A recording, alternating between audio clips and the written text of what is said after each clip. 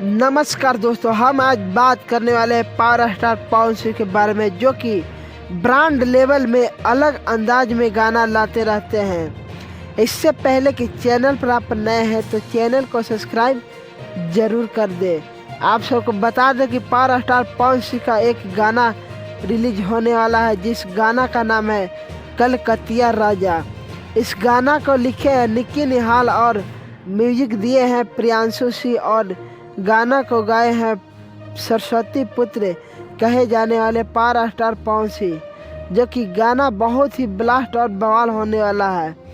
Video में दिखने वाले हैं पवन सिंह और सौम्या पांडे।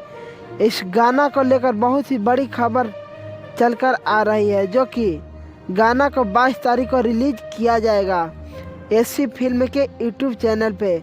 आप सब गाना को एक बार ज़रूर सुनिएगा, बहुत ही कमाल का और बहुत ही ब्लास्ट होने वाला है। आप सब अपना कमेंट बॉक्स में ज़रूर बताएं। धन्यवाद।